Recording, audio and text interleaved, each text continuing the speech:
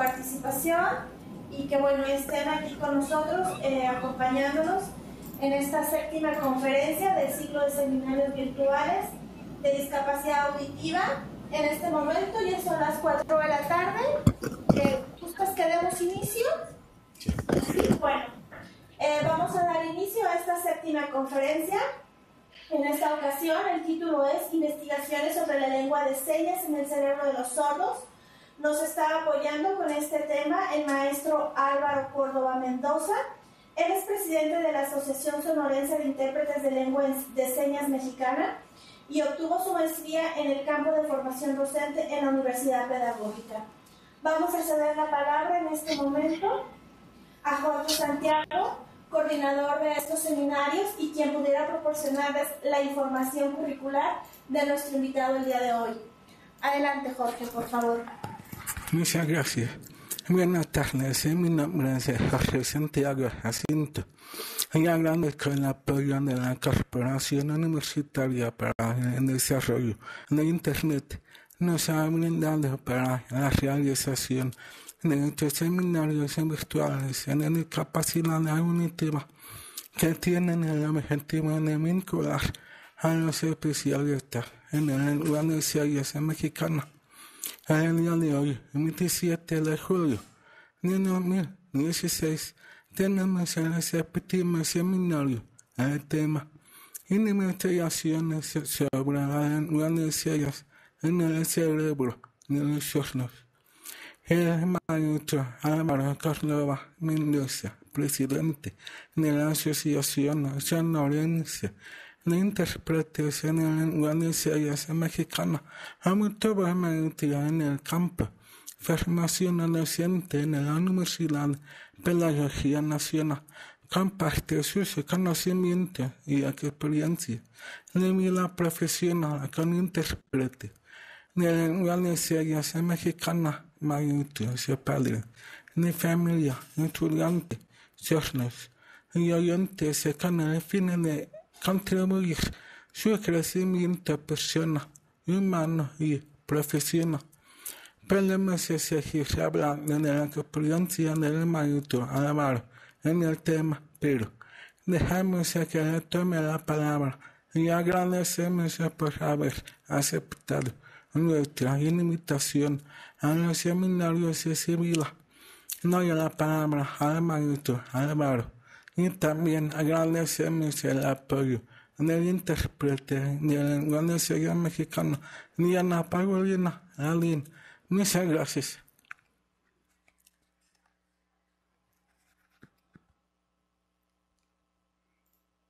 Adelante, Álvaro. Muy bien, pues primeramente agradecerle a Jorge Santiago que me haya invitado a dar esta conferencia y gracias a los amigos y amigas que están ahí compartiendo también este tiempo para entender estas reflexiones y de la suma importancia que tiene para la educación, principalmente de las personas sordas. Quiero decirles que esta presentación fue elaborada para una conferencia que se presentó en mi estado, en el estado de Sonora, con motivo de un aniversario más del CRE de Sonora, que es el Centro de Rehabilitación y Educación Especial, donde se atienden a muchos niños sordos. Entonces, como a una manera de justificación del uso de la lengua de señas con los sordos como un idioma natural, me solicitaron hacer una conferencia, es la que presento hoy, y estoy agregando también recientes investigaciones que están revelando muy interesantes. Espero que les guste y espero que me alcance el tiempo, porque realmente es un tema muy amplio, muy profundo, y que espero que estas reflexiones sirvan para el desarrollo y la buena educación de los sordos. Primero hay que entender que hay dos perspectivas de las cuales vamos a analizar este fenómeno, que la primera es la neurolingüística, que digamos que es la parte o la disciplina que estudia cómo la estructura del cerebro se organiza para producir, comprender y desarrollar algo natural que es el lenguaje. Y la psicolingüística, que digamos que es la disciplina que de alguna manera comprende cómo ese fenómeno del lenguaje es captado, asimilado y usado por una persona. Aquí podemos ver, bueno, necesito hacer primeramente una explicación anatómica del cerebro para poder entender este fenómeno y cómo se da. Lo voy a tratar de hacer de la manera más sencilla porque realmente este es un tema muy especializado cuando estamos hablando del cerebro y la neurolingüística. Entonces aquí sí se requiere de un estudio muy profundo y conocimientos especializados, pero para fines prácticos voy a tratar de hacerlo lo más sencillo posible. El cerebro está dividido en esas 4 partes principales: el lóbulo frontal, el lóbulo parietal y el lóbulo occipital, que es la parte detrás del cráneo, y el lóbulo temporal, que el lóbulo temporal serían las partes laterales, está más o menos a la altura de las orejas. Eso sería lo que es el lóbulo temporal. Se les llama así frontal, parietal, occipital y temporal porque reciben el nombre también del hueso que el cráneo está protegiendo esas áreas. El cerebro, como ustedes saben, pues es un músculo que de alguna manera, vamos a decirlo, está no extendido, sino arrugado, y cada una de esas arrugas de curvas que están ahí se le llaman evoluciones, o también se le llaman giros, como podemos ver ahí en la imagen. Cada uno de esos tienen sus nombres, y esos giros, al arrugarse, al juntarse, pues forman unos surcos, o también le llamamos fisuras o fisuras. Son importantes identificarlas. Aquí hay 2 de las cuales vamos a estar trabajando y vamos a poner especial atención, porque están implicadas directamente en el desarrollo del lenguaje. Tenemos la primera, la fisura central, que también se le llama fisura de Rolando, y la fisura lateral, que se le llama fisura de Silvio o cisura silviana también. Que esta es fundamental porque la región periférica a la fisura silviana es la responsable del lenguaje. También el cerebro, como ustedes saben, tiene una sustancia gris o materia gris, otros le llaman así, aunque cuando está vivo el cerebro es de color rosa, pero cuando ya es, digamos, ya está muerto, es de color gris. Y en la parte interna tenemos una sustancia blanca o materia blanca que más allá de ser un líquido que aparenta serlo, no lo es, sino que es la conjunción de muchos haces o miles y millones de haces o filamentos microscópicos que son axones, es decir, algunos conductos por donde viajan los estímulos bioeléctricos, y están recubiertos por una sustancia que se llama mielina y es de color blanco. Por eso se ve como una sustancia blanca, pero en realidad son miles y millones de filamentos que están unidos y que conectan las distintas partes del cerebro. Aquí, nada más de manera general, recordar que la neurona es la célula que compone el cerebro. Entonces, esta neurona está compuesta por un núcleo que también le podemos llamar soma, que es el cuerpo principal, y estas ramitas que tenemos aquí le llaman dendritas. Esas dendritas vienen siendo como una especie de tentáculos que ayudan a conectarse con otras neuronas, y a esas conexiones entre neuronas se le llaman conexiones sinápticas. También, como parte de esta neurona, tenemos aquí un axón, que vendría a ser como esta colita que tiene aquí, y esta colita o este axón, que está recubierto de mielina, ayuda a transmitir la información de una neurona a una región distante de esa neurona o incluso a otras neuronas. Las terminales del axón, si ustedes pueden observar, también son como ramitas semejantes a las dendritas para hacer esas conexiones sinápticas. Aquí tenemos en estas imágenes que están aquí en la parte posterior, pues algunas neuronas y cómo están generando esas redes neuronales de comunicación, de información a través de los estímulos, a través de los sentidos, cómo reciben esta información y cómo es transmitida a distintas partes del cerebro. En la corteza también, la corteza tiene 6 niveles, ¿sí? Y de acuerdo a esos niveles, las neuronas tienen también diferencias. El nivel o el neocórtex, que también se le dice, o la capa granulada, las neuronas son de tamaño más pequeño, gránulos, por eso se le llama una capa granulada.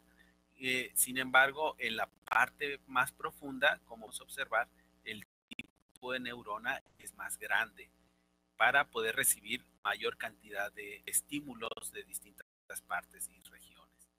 Y entre esas regiones, pues tenemos también otro tipo de neuronas de otros tamaños y de formas, como podemos ver estas con forma triangular o de pirámide, que ayudan a conectar también los distintos estímulos y ayudan a esos estímulos viajar hacia el tálamo. El tálamo, que es el centro del cerebro y que es como el que toma las decisiones e inhibe o actúa sobre distintos estímulos.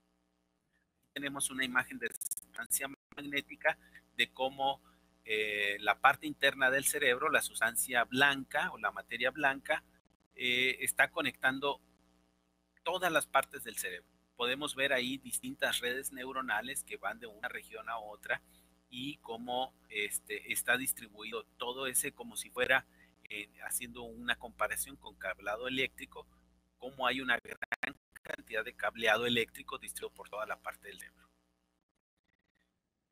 Y dos partes muy importantes dentro del lenguaje, que aquí esta que está en color rojo, que estoy apuntando con color rojo, y tiene la letra B, que es el área de Broca, y el área que está aquí con la letra W, el área de Wernicke.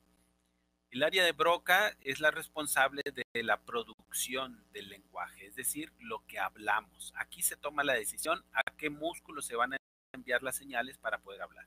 Y aquí el área de Wernicke, pues tenemos el área que es la que procesa el lenguaje, la que comprende el lenguaje y la que produce oraciones inteligibles para otra persona.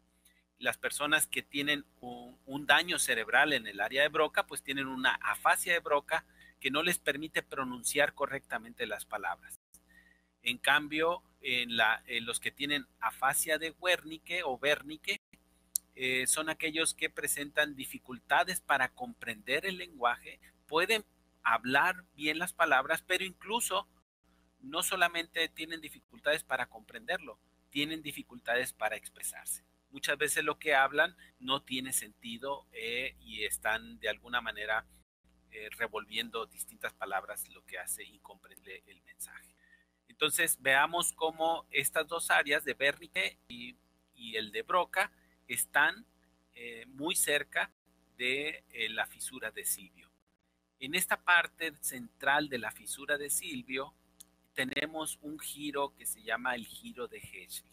Este giro aloja lo que es la corteza auditiva primaria, es decir, aquí se reciben todos los estímulos auditivos por vías aferentes. Esto quiere decir que nada más son vías receptoras, pero no envían ninguna orden. Son vías receptoras de estímulos nada más, es decir, el oído recibe estímulos, pero a partir de ahí no salen ningún otro estímulo.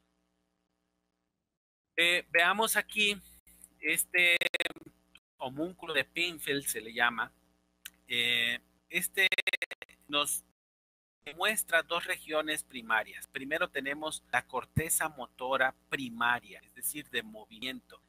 En esta parte rosa podemos ver cómo de ahí salen los estímulos para mover cada una de estas partes que están dibujadas aquí en esta parte.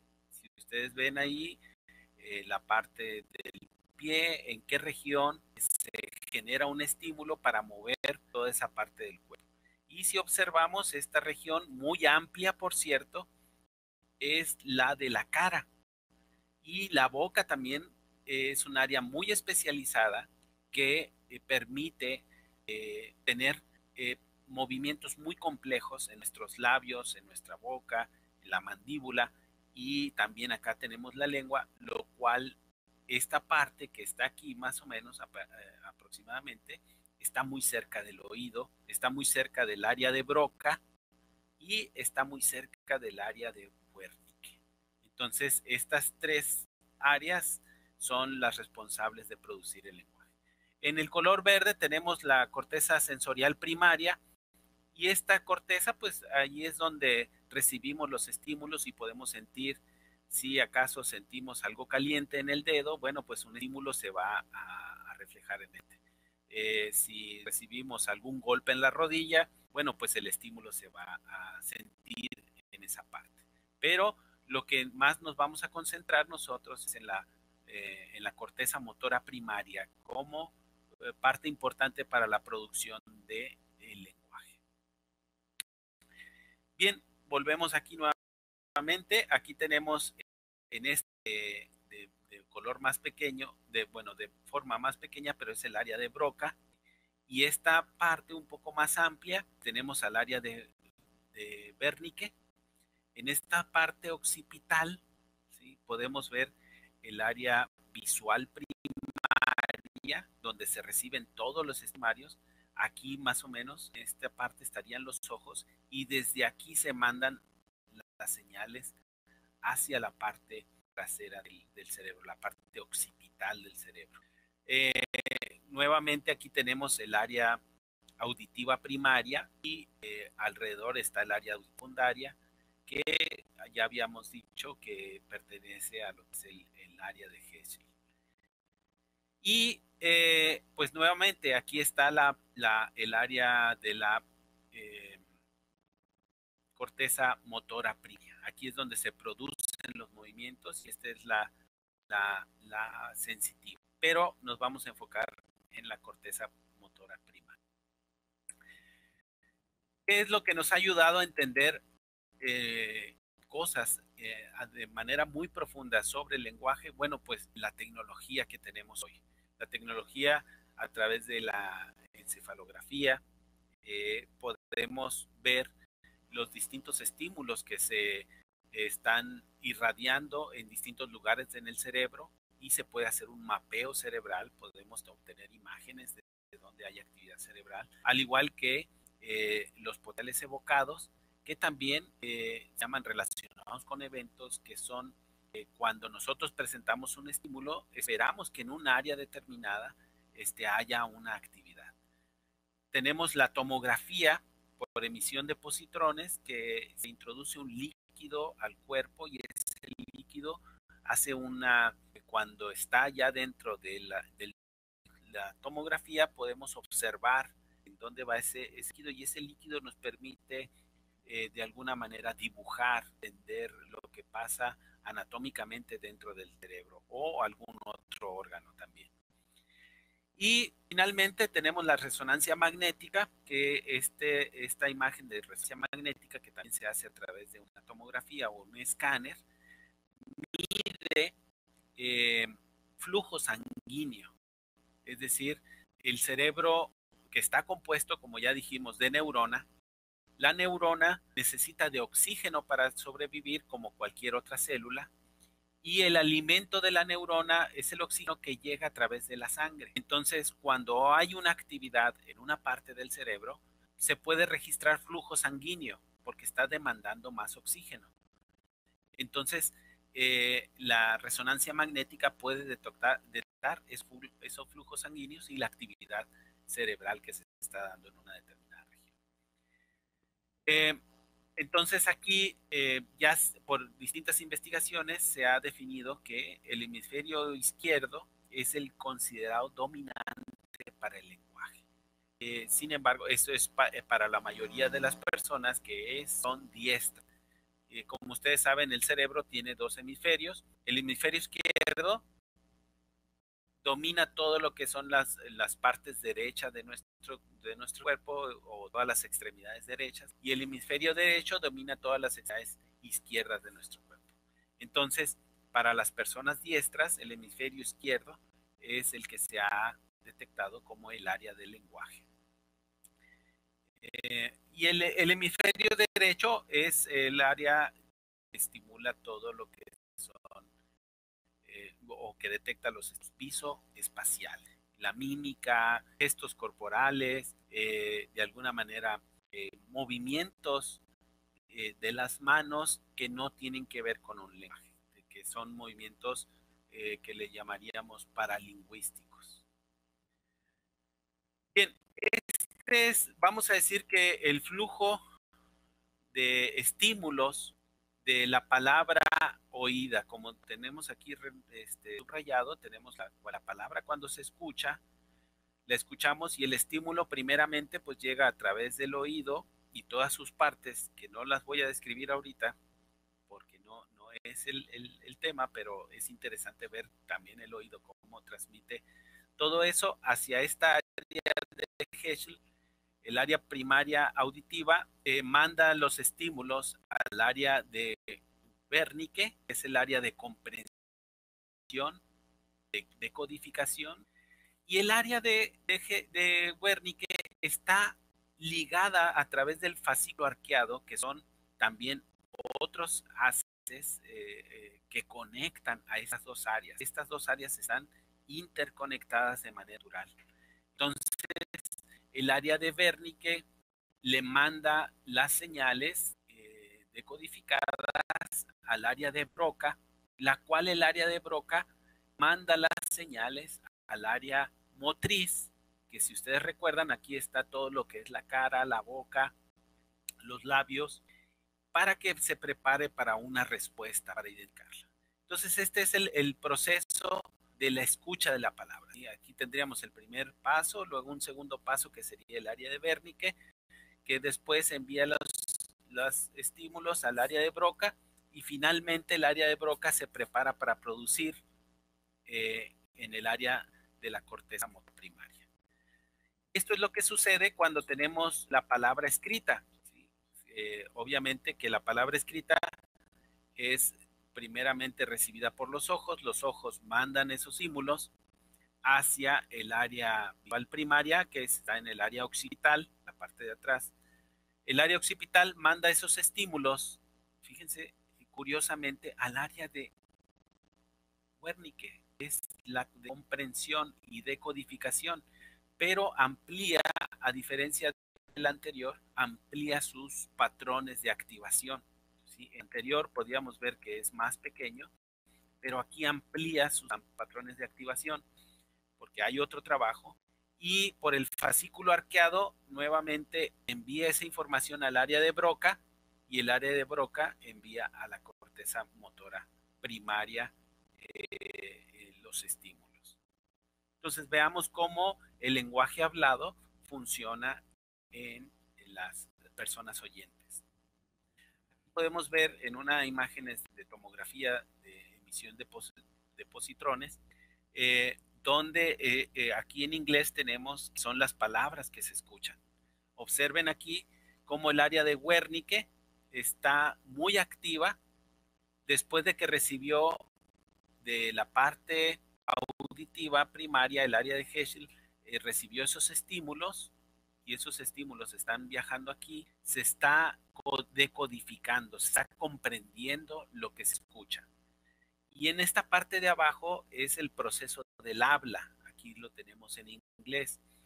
Entonces aquí, como pueden ver, hay un área activa, que es el área de Broca, que está enviando los estímulos al área motora primaria, que como pueden ver ahí, hay una gran actividad. ¿Por qué? Porque se está hablando. Sin embargo, también el área de Wernicke no deja de estar activa, porque a medida que se está hablando, el área de Wernicke está revisando que lo que se está diciendo tiene coherencia. Al igual aquí, en la parte de arriba, cuando se escuchan palabras, el área de Wernicke tiene una mayor actividad porque está tratando de decodificar, de comprender, también sigue activa como en la relación a lo que se está hablando. Bien, entonces tenemos aquí estas partes principales, ¿no? La área motora primaria, que es la producción del lenguaje, pero también está lo que es la cara. Pero más arriba tenemos partes del cuerpo, que son las manos, tenemos al torso también, la cabeza y las piernas en estas otras partes, ¿no? El área de Wernicke, que aquí la tenemos, el área de Broca y el área de la corteza auditiva primaria como A1 y la corteza auditiva secundaria como A2. Y aquí en un corte transversal podemos observar dentro de la fisura de Silvio, exactamente ahí también se detecta actividad cerebral. En esos dobleces que se hacen por los giros, se concentra esa actividad cerebral y que coincidentemente o de alguna manera administrativamente el cerebro así lo distribuyó porque ahí tiene las orejas. Entonces, la distancia que recorren los estímulos auditivos pues es más corta ahí en esa área. Bueno, la mayoría de las investigaciones sobre el lenguaje se han hecho a partir de fallas en el lenguaje o de problemas en el lenguaje. Paul Broca, un francés, un doctor francés, estudió a pacientes que tenían problemas de lenguaje, que no podían hablar, y cuando estos pacientes fallecían, estudiaba el cerebro y detectaba que en esa área específicamente, en la área muy cercana a la fisura de Silvio, pero de alguna manera asado frontal, tenían un daño cerebral ahí. Entonces, los que no podían hablar o hablaban con un defecto en la pronunciación, se les consideró como afásicos, pero a esa afasia se le llama afasia de Broca, porque él pudo decir el problema ahí. Y el alemán Karl Wernicke, o Wernicke, pudo describir a las personas que tenían problemas de lenguaje en la producción, que producían incoherentemente o que no entendían frases tan sencillas como siéntate en esa silla, y no podían entender eso. Una vez fallecidos los pacientes, investigaba su cerebro y observó un daño cerebral en la parte, digamos, temporal, pero casi occipital, y es decir, hacia atrás. Y entonces a esa área se le denominó su nombre porque él pudo hacer estas investigaciones. Y el doctor Wilder Penfield, un neurocirujano canadiense, fue el que pudo describir la corteza motora primaria y la corteza motora sensitiva, porque a partir de que él trabajaba con el cerebro de ciertas personas, cuando tocaba ciertas áreas, veía que se movía una parte del cuerpo, un dedo, la lengua, etcétera, etcétera. Y entonces él pudo hacer un mapeo de cómo estaba distribuido en el cerebro las distintas partes de nuestro cuerpo. Y a él se le atribuye pues este diagrama que ya es muy conocido en el área médica, que es el homúnculo de Penfield. Y recientemente, bueno, voy a decir recientemente, aunque vemos que aquí es la década de los 80s, Poisner, Klima, Bellucci empezaron a estudiar 40 pacientes sordos norteamericanos que usaban la lengua de señas americana, y a partir entonces de la tecnología que ya existe de las imágenes de resonancia magnética, pudieron observar las semejanzas con las afasias de Broca y de Wernicke. Por ejemplo, aquí tenemos aún la seña de señas americanas, que esta es la seña para decir bien, es algo que está bien hecho. Mientras que esta es la seña correcta, pero observaron que en ciertos sordos que tenían afasia de Broca, es decir, problemas para la producción, aquí hay vamos a decirle, o vamos a llamarle un defecto en la pronunciación. Aquí faltan los dedos que se aparecen acá, que es la palma abierta, y aquí nada más aparece el dedo meñique y el pulgar extendidos, pero hacen falta los otros dedos. Y esta persona cree que está pronunciando bien, no es consciente de que hay una falla en la producción. Él por su área de Wernicke, cree que está produciendo bien la palabra que él quiere decir, cuando realmente hay un problema. Y eso es lo semejante que pasa con las personas oyentes cuando hablan. Cuando quieren decir, por ejemplo, nos vemos al rato, ellos pueden decir, nos vemos ato. Y hay una defecto en la producción. Entonces, esta es una afasia de Broca. También se detectó que había afasias de Wernicke cuando sordos no entendían frases tan sencillas, tenían serias dificultades para comprender frases tan sencillas como María pinta un cuadro o María pinta el cuadro de Juan y Juan pinta el cuadro de María. Tenían serias dificultades. ¿Por qué? Porque tenían un daño cerebral en la parte de Wernicke. Con esto se llega a la siguiente conclusión, aunque no es el final todavía, pero el procesamiento del lenguaje no está determinado solamente por los estímulos auditivos. Por estos hallazgos que acabo de presentar, ayudaron a establecer la reciente conceptualización de que las lenguas de señas son verdaderas lenguas. Es decir, la lengua de señas es un idioma como cualquier otro idioma oral que se habla. Nada más que se produce de otra manera. Y esa otra manera es a través de los órganos que también se le llaman de la gestualización.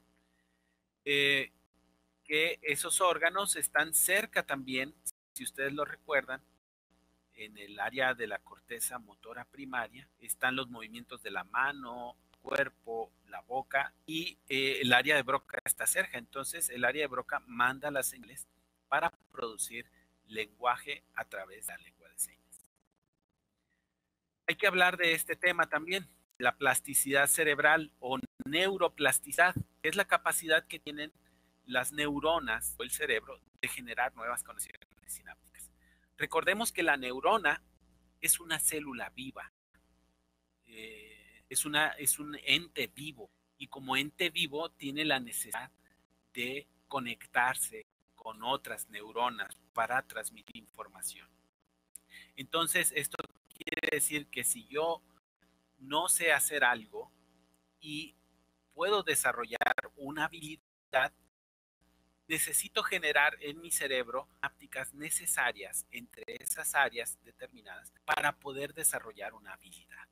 Es decir, si yo no puedo mover una ceja de manera independiente hacia arriba, es porque en mi cerebro no existen en el área motriz las conexiones necesarias para generar una señal hacia el área de las neuronas musculares que están en la ceja, poder dar esa visión. Esto se puede lograr a través del aprendizaje. Si aprendemos, entonces generamos nuevas conexiones ápticas y nuevas vías de comunicación para las neuronas. Esta plasticidad cerebral también está determinada por el ambiente, y si el individuo está expuesto a que el cerebro desarrolle especializaciones, es decir, aprendizaje. Si cualquiera de ustedes se va a vivir a China, después de un tiempo va a aprender a hablar chino de manera elemental, pero porque estás expuesto al ambiente. Si tú estás en cualquier otra actividad o un trabajo nuevo para ti, tú aprendes porque estás en el expuesto. Entonces tu cerebro aprende, genera nuevas conexiones sinápticas para poder tener un nuevo flujo de información. Fíjense aquí también los eventos posteriores en la vida también afectan al cerebro. Personas alfabetizadas muestran patrones de activación diferentes a los analfabetas. Es decir, la activación en el cerebro es muy diferente, su cerebro trabaja muy diferente a las personas alfabetas. Y las personas bilingües aún todavía más, tienen más oportunidades de generar más ramificaciones, más conexiones y su cerebro poder desarrollar más habilidades.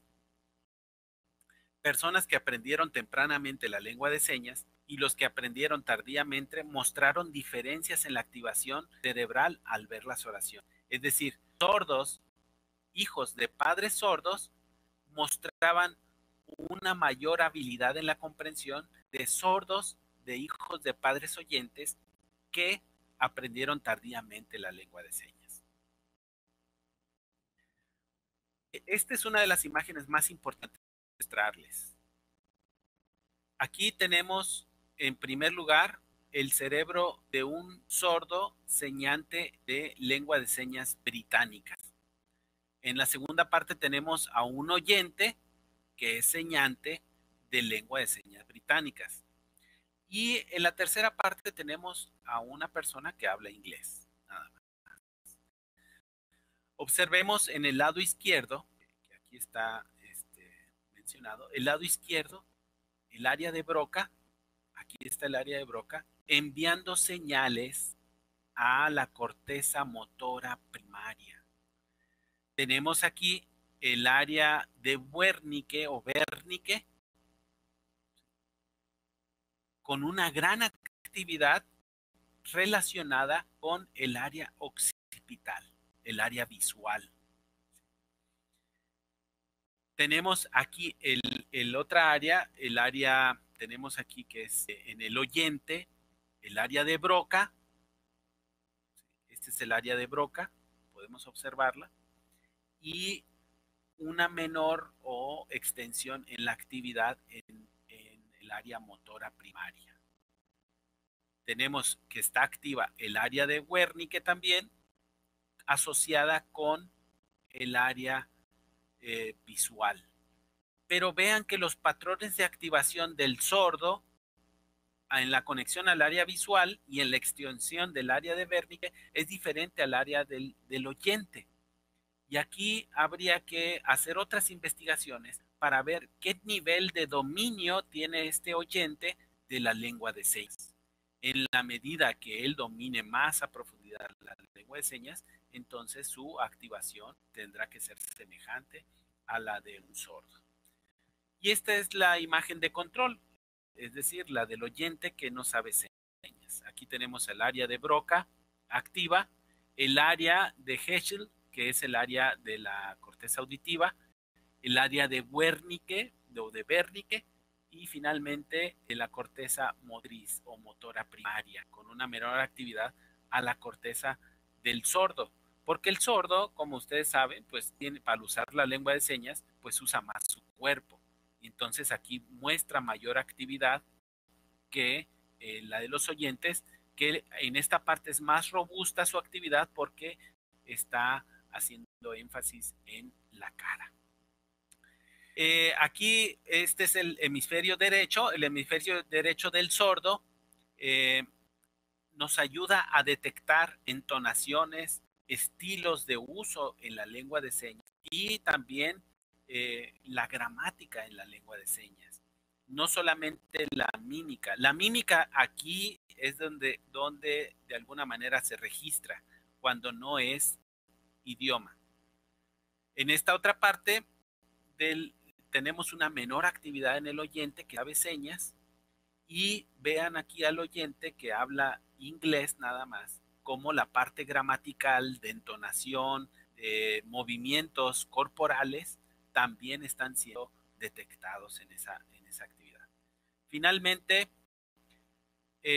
para esta imagen, este recuadro que tenemos aquí es el cerebro en ambas partes del sordo señante y del oyente señante, donde registra principalmente una actividad fuerte en la parte izquierda, en el hemisferio izquierdo del cerebro, en el área del lenguaje que también se utilizan los oyentes.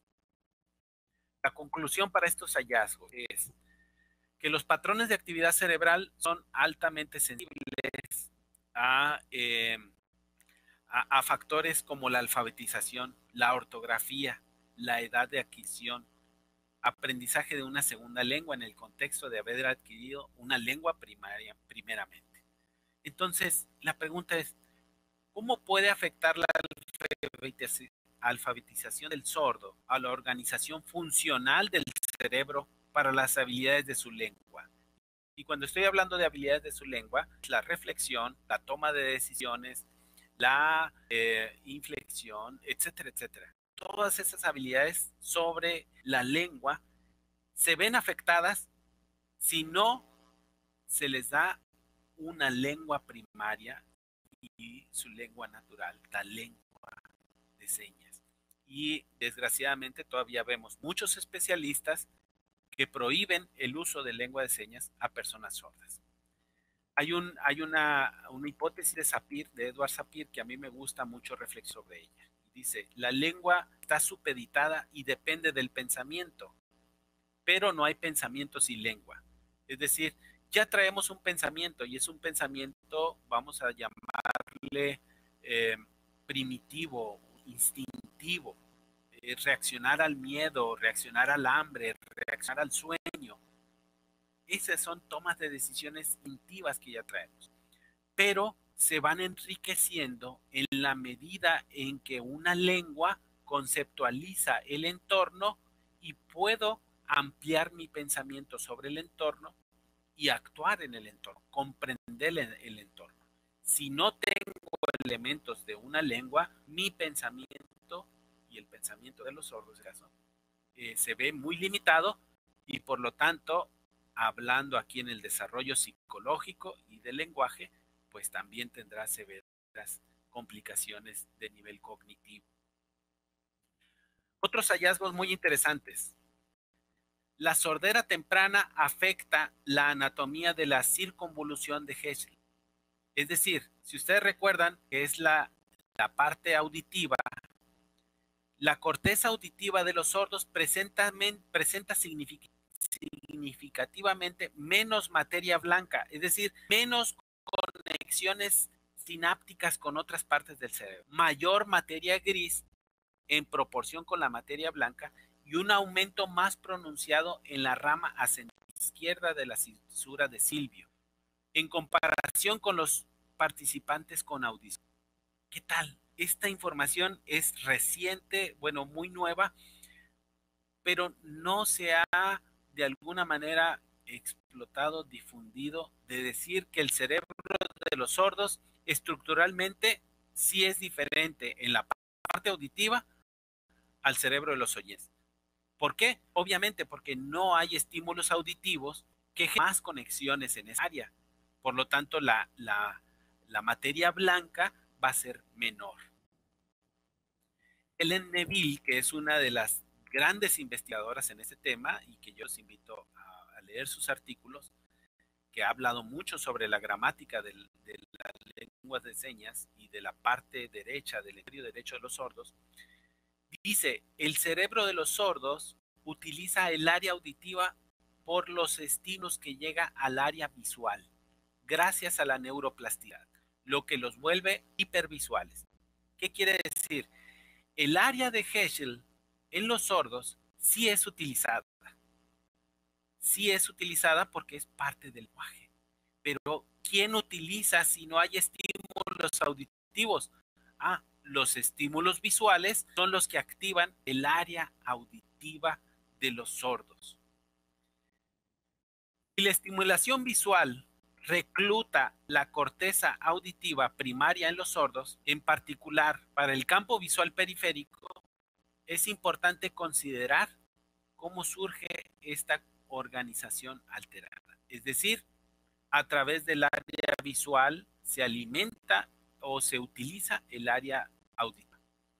Recientemente también se ha relacionado con la funcionalidad multisensorial y la neuroplasticidad de los seres humanos. Esa misma región, el área de Herschel, si está muy bien relacionada con esta multisensorialidad y con la neuroplasticidad, es decir, la capacidad de aprender nuevas cosas. Comparamos estas conexiones sinápticas con redes neuronales, vías neuronales, como si fueran carreteras de flujo de información. Eso es, cuando nosotros aprendemos algo, y hay un dicho que dice, lo que bien se aprende nunca se olvida, es porque se generaron ya conexiones que son flujo de información. Y por eso podemos desarrollar una destreza, porque ya está dominado algo y ya hay un flujo bien establecido de información. Prohibir las señas a los sordos en verdad afecta su proceso natural de comunicación neuronal.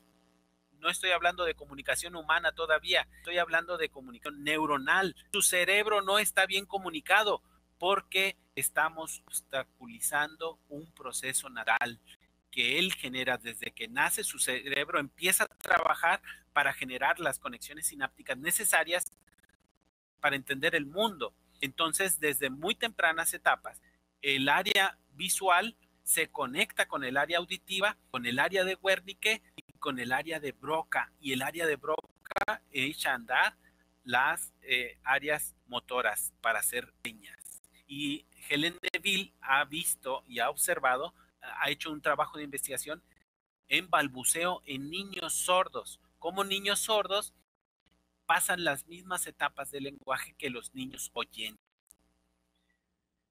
Esta imagen que tengo aquí, pues es una que está abriendo un camino donde no existe.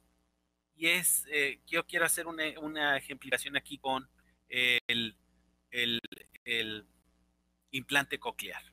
El implante coclear puede parecer, si no se estudia bien la anatomía del cerebro del niño candidato, puede parecer una máquina como esta, que llega y se instala queriendo hacer nuevos caminos cuando el terreno no lo permite o no está acondicionado. Entonces, cuando queremos quitarle los estímulos visuales que ya tienen conexión con la parte auditiva, entonces de manera abrupta estamos tratando de trabajar con el área auditiva y eso provoca muchos problemas al momento de utilizar cualquier aparato auditivo. Por eso muchos sordos han registrado dolores de cabeza en esas partes. ¿Por qué? Porque no se ha hecho un trabajo más suave o de alguna manera, como le voy a llamar aquí, un deaf friendly, es decir, una parte más respetuosa al cerebro sordo. Si tenemos un terapeuta que es deaf friendly, es decir, que es respetuoso al proceso de los sordos, vamos a generar esos caminos, pero de manera natural. Observen cómo aquí tenemos un camino que se formó por pasar miles de veces por ahí. La naturaleza respeta el paso de este elefante y dice, ya no voy a dejar crecer por ahí o no me permite crecer estas condiciones plantas. Entonces, a través de un proceso lento y de acuerdo a las condiciones naturales, podemos generar nuevos caminos. En el caso contrario, si yo privo a los sordos de los estímulos visuales, estoy atentando con un proceso natural del cerebro del sordo. Y aquí me quiero referir a los terapeutas mexicanos que aún prohíben el uso de lengua de señas en niños sordos con implante coclear, cosa que ya no es un tabú que ya no existe en partes como en Estados Unidos y en Europa. Los niños sordos, que aunque van a ser implantados, inmediatamente son expuestos a su lengua natural, la lengua de señas, porque necesita el cerebro del sordo allegarse de información, respetar sus procesos naturales. Y entonces ahí podemos entender todo aquello que François Grosjean en el derecho del niño sordo a ser bilingüe nos describe. Todo niño sordo, cualquiera que sea su nivel de pérdida auditiva, debe tener derecho a crecer bilingüe. Ustedes pueden encontrar esa declaración en internet, la pueden descargar, está en español y podrán entender las 5 razones importantes por qué un niño sordo debe de ser bilingüe. Primero su lengua natural y después, claro que se puede atender una segunda lengua, como puede ser la lengua oral. Pero hay que entender y respetar el proceso natural del niño sordo. Cuando yo escucho a un doctor audiólogo o a un terapeuta que dice no le haga señas a un niño sordo porque no va a hablar, yo simple y sencillamente pienso en una persona que está siendo agresiva con el proceso natural del sordo, porque dice, yo conozco al cerebro, es muy hábil el cerebro y genera conexiones sinápticas tan peligrosas que puede comunicarse de manera natural con señas. Sí, pero si yo logro que ese niño entienda y desarrolle ahora desde el punto de vista psicolingüístico sus habilidades sociales de entender el uso del lenguaje, ese niño podrá después soñar en una segunda lengua, esforzarse por una segunda lengua, sacrificarse por una segunda lengua, rechazar el miedo a aprender una segunda lengua y desearla. Si no tenemos eso en los niños sordos, que lo da una lengua natural, entonces tendremos los problemas que siguen habiendo en lo que mal le llaman la rehabilitación del lenguaje. Y digo mal le llaman porque no es rehabilitación, es habilitación del lenguaje. Están habilitando una habilidad que no existía en los sordos. Entonces, aquí la propuesta es que los niños o los terapeutas, perdón, deben de ser respetuosos del proceso natural y estar a favor de ese proceso. Cuando se está a favor del proceso, entonces yo le digo al cerebro, muy bien cerebro, estás en esa parte, ahora yo te voy a proponer pasos para ir a una segunda. De caso contrario, cuando somos agresivos, decimos, cerebro, lo que tú haces no sirve y te voy a proponer la forma que yo quiero. Y entonces empezamos a combatir no solamente con las emociones del niño, estamos combatiendo el proceso natural de flujo del sordo. Tengo un video de un caso de Heather Artinian, que por cuestiones de tiempo no lo voy a poder compartir, pero ustedes pueden buscar información de Heather Artinian, de una película en Estados Unidos, un documental que se llama Sound and Fury, del año 2000, donde una niña sorda es implantada por su deseo hasta los 10 años y logra hablar, pero habla excelente lengua de señas durante 10 años y sus habilidades psicolingüísticas hacen que ella desee, quiera e intente y luche por hablar y por ser implantada y lo logra. Y no quiero decir que eso suceda con todos los sordos, pero es desde la parte psicolingüística como esa niña puso sus sueños y logró hacerlo eso. Pero eso fue a partir de que sabía y dominaba la lengua de señas. También la lengua de señas hoy está siendo utilizada principalmente en Europa en síndromes como el Landau-Kleffner. También tenemos en retraso en el desarrollo del lenguaje, en afasias y en autismo. Las lenguas naturales.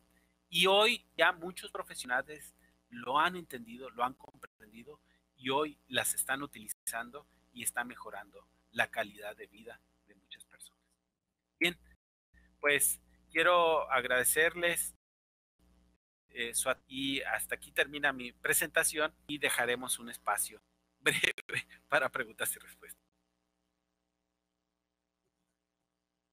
Gracias, Álvaro. Estamos dejando el mensaje en el chat. Si alguien tiene alguna pregunta, tenemos algunas preguntas que nos gustaría nos ayudaras a contestar.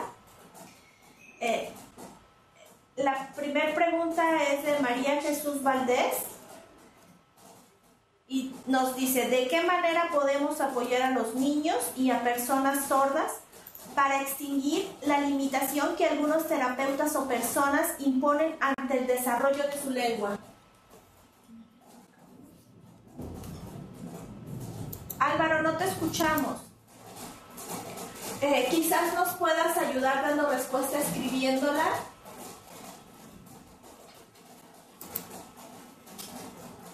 Tenemos muchas preguntas.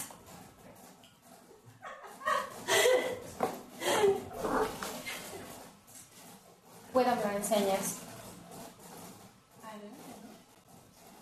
Yo creo que adelante. Fíjense, es difícil porque los médicos necesitan poder entender igual una investigación profunda. Hay nuevas investigaciones ahorita.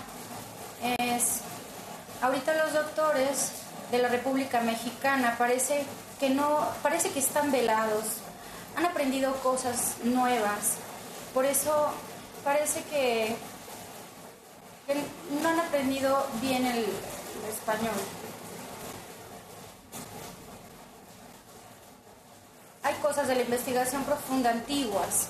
Han aprendido cosas de la investigación profunda antiguas, pero ahora hay nuevas investigaciones que demuestran que todos ellos necesitan conocer esta nueva investigación. Es muy importante el poder difundir todo este tipo de información, de todo este nuevo tipo de información.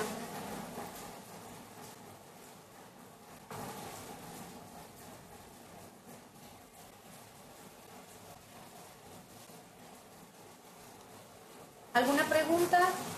¿Alguien está haciendo alguna pregunta? Álvaro, tenemos más preguntas. Jorge Santiago nos pregunta, ¿qué diferencia existe entre implantado? La siguiente pregunta, ¿qué diferencia existe entre implantados prelocutivos y postlocutivos? Sí. Bueno, los implantados preventivos tienen oralización anterior. Cuando están bebés, aprenden. Cuando están bebés, oralizan. Cuando son niños, su cerebro empieza a trabajar más rápido. Cuando son bebés y cuando nacen, su cerebro se puede trabajar más rápido y seguir trabajando más rápido.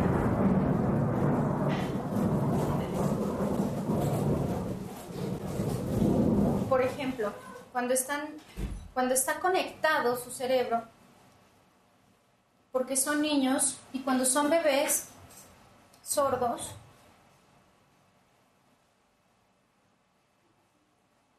su formación en el cerebro, cuando son sordos y no escuchan, la formación de su cerebro no cambia.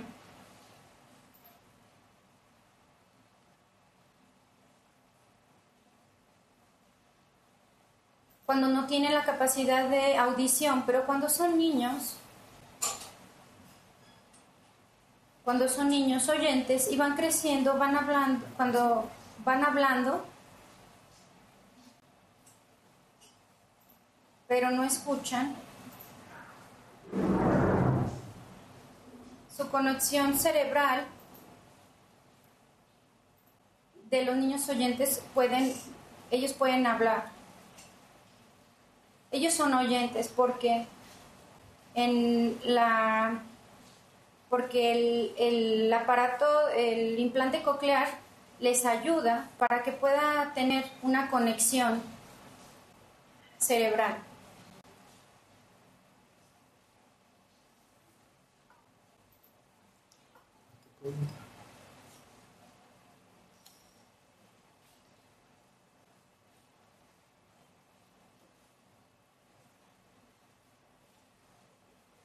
Tenemos otra pregunta. ¿Cómo estimulan el núcleo con el implante coclear? ¿Cómo transmiten las señales eléctricas del implante al recibir información del cerebro?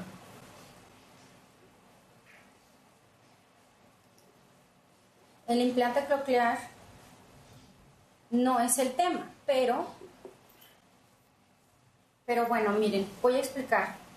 El implante coclear transmite sensorialmente los impulsos eléctricos, pero el cerebro tiene dentro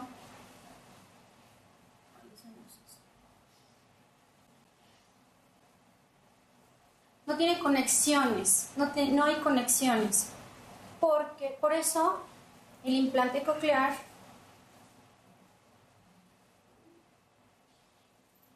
necesita dentro trabajar lentamente para abrir nuevos procesos.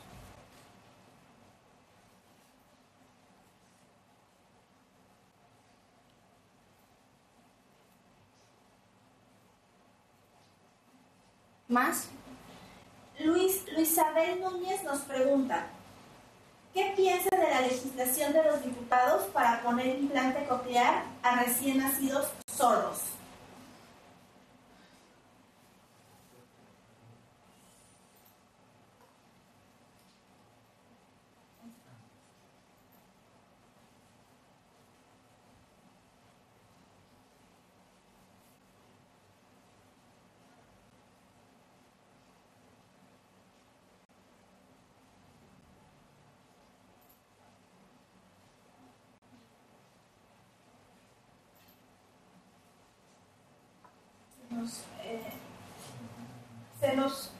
Se nos está cortando la comunicación.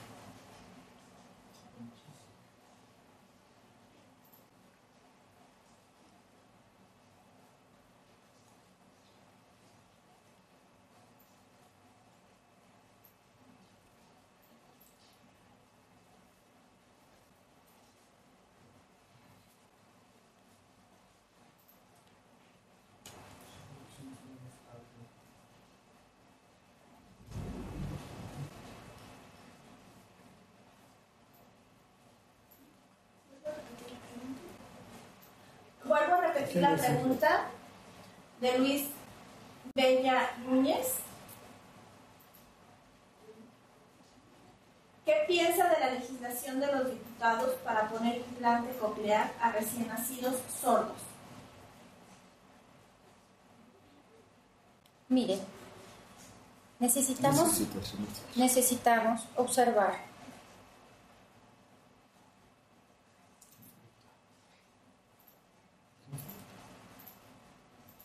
Necesitamos observar el conflicto de intereses, porque el implante coclear, por eso no podemos decir que está bien. Es un negocio, posiblemente puede ser un negocio, porque necesitamos observar profundamente.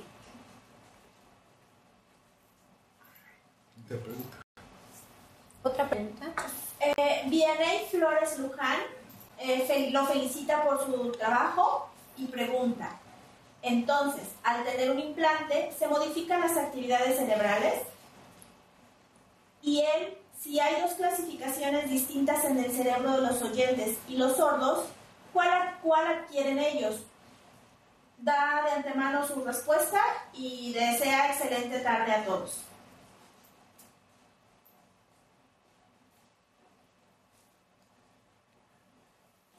Otra vez, el implante coclear es otro tema, bien, pero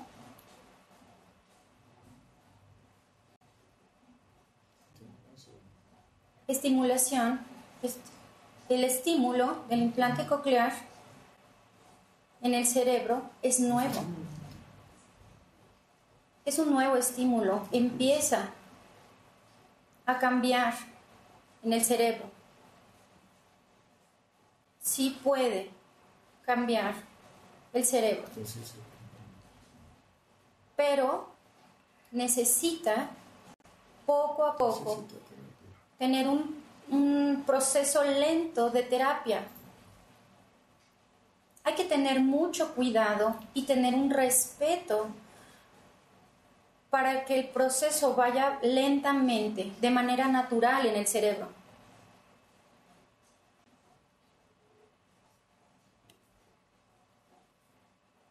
El cerebro del sordo en el cerebro del sordo.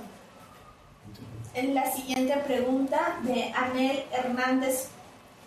¿Crees viable que el lenguaje de señas mexicana sea una clase obligatoria en las escuelas de nivel básico?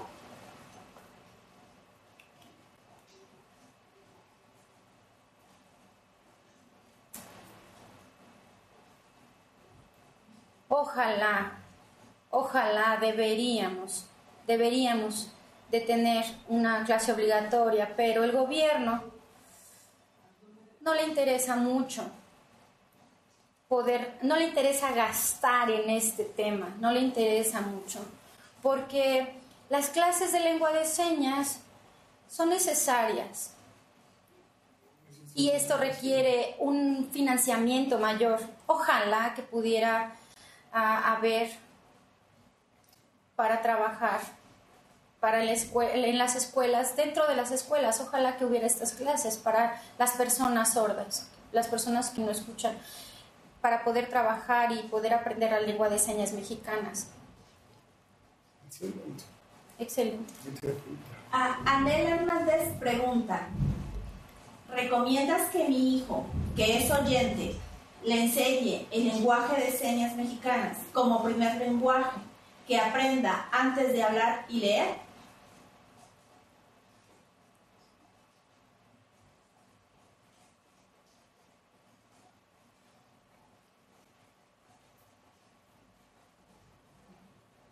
No importa.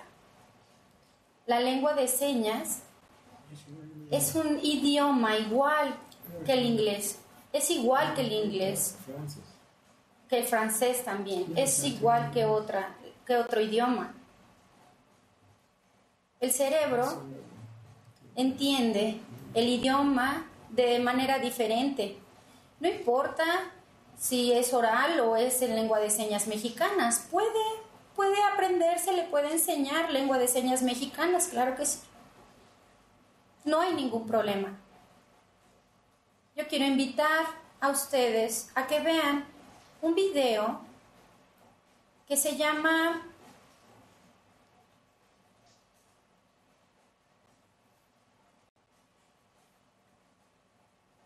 Esperen un momento. En inglés.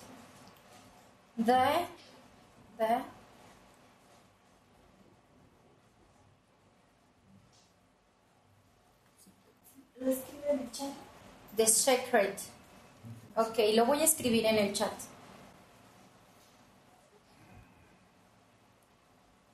Y luego para inglés. The Secret Life of Babies. La vida secreta de los bebés. La vida secreta de los bebés. La BBC. De la BBC. Ahí es importante que ustedes puedan aprender acerca de este tema. El lenguaje. Ahí pueden ver.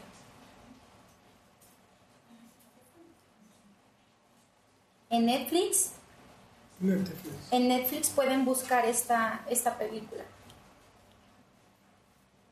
Otra pregunta, ¿cómo es el cerebro de un niño que es hijo de padres sordos y él es oyente?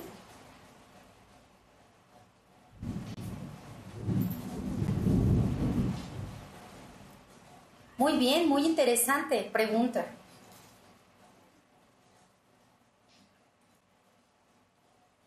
El niño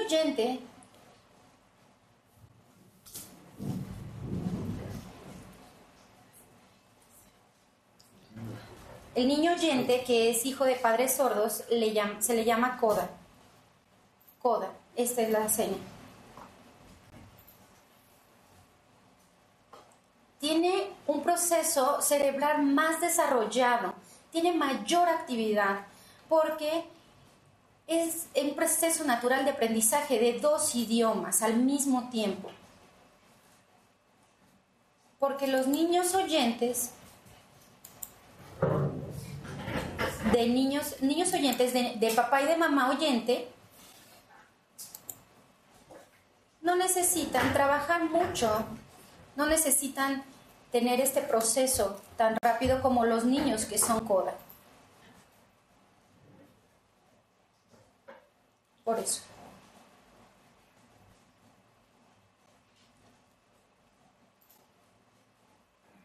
Y Itsuri Rosales comenta: hola Álvaro, como siempre un gusto aprender de tu experiencia, muchas gracias. Rosa pide hola, perdón por la hora, somos de Jalapa, Veracruz. Saludos a todos y al maestro Álvaro por acá, siempre pendiente de lo que hacen en Sonora. Brenda: ahora sí nos se ve alguna proyección de lo que comentan los ponentes. Ese fue un comentario como técnico. Y serían todas las preguntas.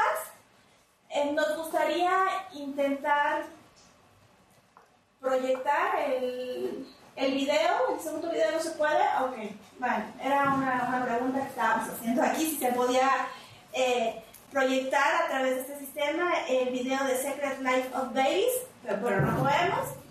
Quiero agradecerles a todos su participación. Nos hemos pasado por casi media hora. Muchísimas gracias, Álvaro, por tu paciencia, por la tolerancia.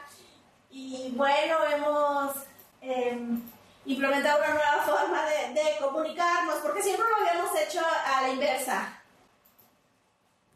Muchísimas gracias por esta oportunidad que nos estás dando. ¿Algún otro comentario, Jorge? Muchísimas gracias a todos. No se desconecten, denos oportunidad de tomar una foto, por favor. El Álvaro nos ayudas poniendo a todos los que tengan habilitado el video en cuadro. Perfecto.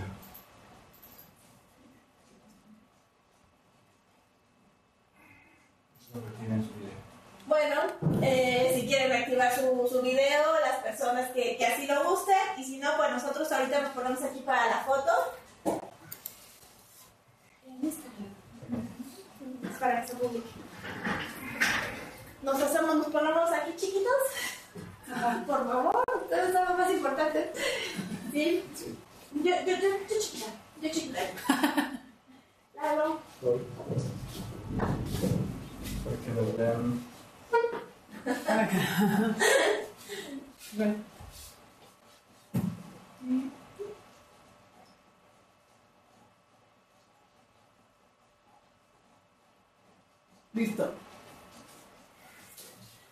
Listo, salimos en la foto los que habilitaron su video. Muchísimas gracias.